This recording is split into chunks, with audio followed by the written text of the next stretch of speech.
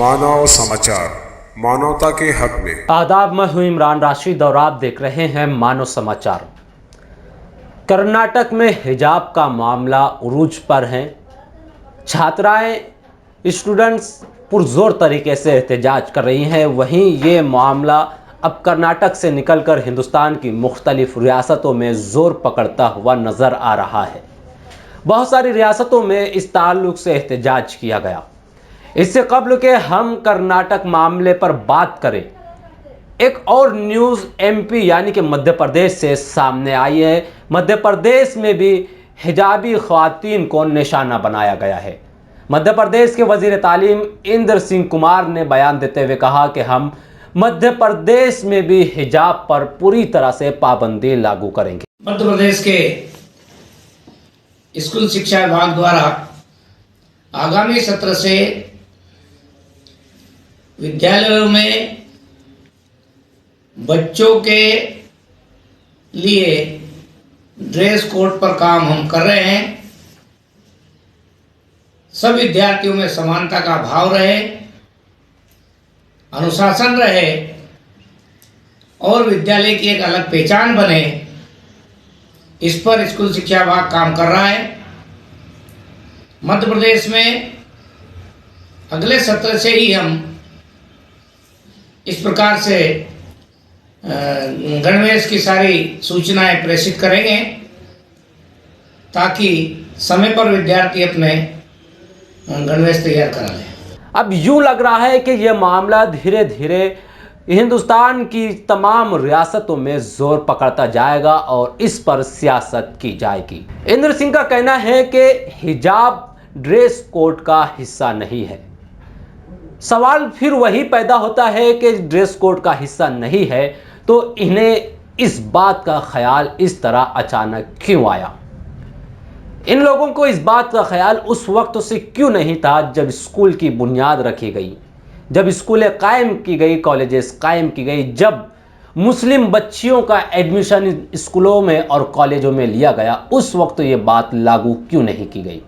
दरअसल अगर देखा जाए तो बहुत सारी जगहों पर इलेक्शन जारी है और कुछ रियासतों में इलेक्शन होने वाले हैं। पूरी तरह से इलेक्शन का माहौल बनाया जा रहा है, लेकिन इलेक्शन सीधा करने में फिर एक मर्तबा इस देश में रह रहे मुख्तलिफ मज़ाहिब के दरमियान नफरत पैदा करने की कोशिश की जा रही है।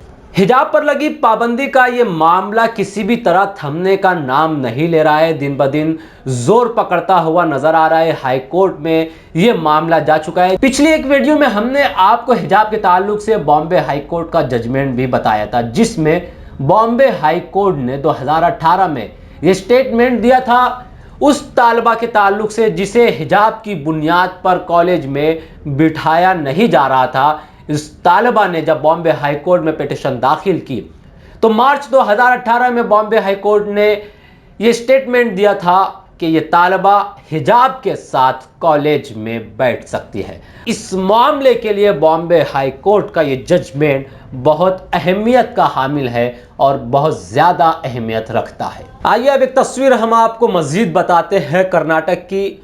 आज ही ये तस्वीर ANI के ज़रिए मंजर आम पर आई है। कर्नाटक में मुस्लिम तालिबात अपनी हिजाब को लेकर मुसलसल एहतजाज कर रही हैं। उनका कहना है कि उन्हें हिजाब के साथ कॉलेज में बैठने दिया जाए। जिस तरह अब तक उन्हें कॉलेज में बैठने की इजाज़त थी, तालीम हासिल करने की इजाज़त थी हिजाब के साथ, उसी तरह उन्हें आगे भी तालीम हासिल करने दिया जाए। लेकिन कॉलेज इंतज़ामिया किसी भी तरह इस बात को मानने के लिए तैयार नहीं है, बल्कि वज़ीर तालीम BC नागेश भी इस मामले में मानने के लिए तैयार नहीं है।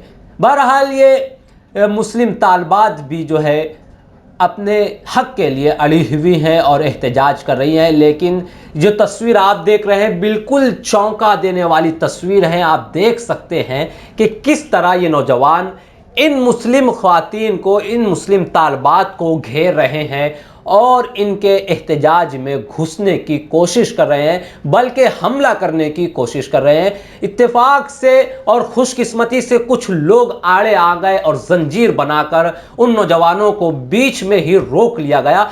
सिर्फ एक हाथ के फासले पर इन लोगों को रोक दिया गया, वरना बहुत बड़ा हादसा हो सकता था।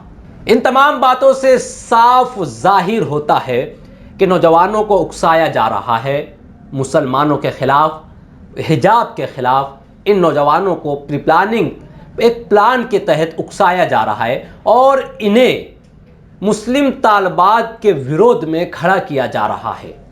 इस बात से साफ जाहिर होता है कि कॉलेज को इतनी तकलीफ नहीं है जितनी तकलीफ एक मखसूस तबके को, एक मखसूस दल को हो रही है।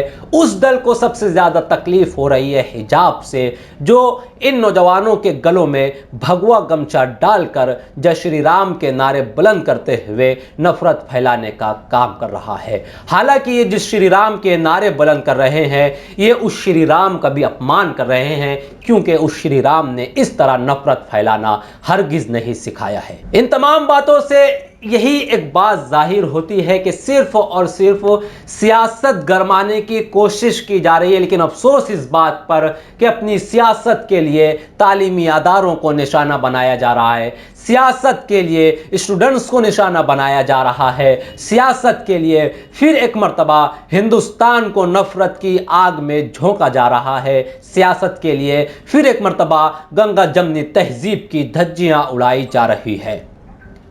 अगर बात की जाए तो दुपट्टा और हिजाब ये कोई नई बात या नई चीज़ नहीं है, या दुपट्टा और हिजाब सिर्फ मुसलमानों से जुड़ा हुआ नहीं है।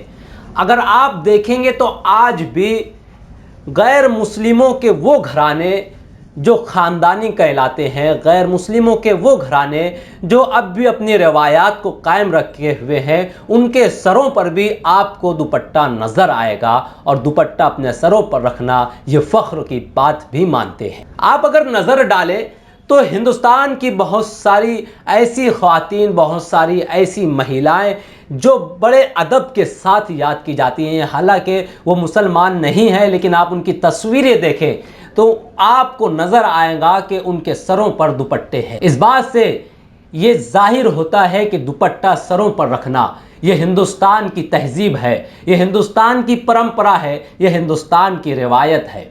लेकिन कुछ लोग हिंदुस्तान को अजंता और एलोरा के गार में तब्दील करना चाहते हैं। बेटी बचाओ और बेटी पढ़ाओ का नारा देने वाले आज खुले तौर पर इस बात पर उतर आए हैं कि हम हिजाब के साथ बेटियों को एंट्री नहीं देंगे। तो आप किस बेटी की बचाने की बात करते हैं और आप किन लोगों से बेटी को बचाने की बात करते हैं? आप किस तरह बेटी को एजुकेशन और तालीम हासिल करने की बात करते हैं? क्या यही बेटी पढ़ाओ और बेटी बचाओ का नारा था? जिस बात में बेटी अपने आप को महफूज महसूस कर रही है, जिस हालत में बेटी अपने आप को सुरक्षित महसूस कर रही है, आप एक बेटी को उस बात से रोक रहे हैं और आप ये कहना चाहते हैं कि आप खुले तौर पर कॉलेज में आए, आप ये कहना चाहते हैं कि आप अपने आप को महफूज नहीं रखें। तो फिर आपका बेटी पढ़ाओ और बेटी बचाओ का नारा कहाँ गया? बहरहाल इस मामले पर चारों तरफ से कड़ी निंदा की जा रही है। इस देश के वो तमाम सेकुलर लोग जो अब भी दस्तूर पर यकीन रखते हैं, इस देश के वो तमाम लोग जो अब भी कानून पर यकीन रखते हैं, इस देश के वो लोग जो अब भी हिंदू मुस्लिम भाईचारा और मोहब्बत पर यकीन रखते हैं, ये तमाम लोग इस मामले की निंदा कर रहे हैं। और हर तरफ से सिर्फ हिंदुस्तान ही नहीं बल्कि पूरी दुनिया की नज़रें हिंदुस्तान पर टिकी हुई हैं कि सेकुलर कहलाने वाला ये मुल्क, जमहूरी कहलाने वाला ये मुल्क आखिर किस समत जा रहा है, किस तरह नफरत की आग पूरे मुल्क में फैलाने की फिर एक मर्तबा कोशिश की जा रही है।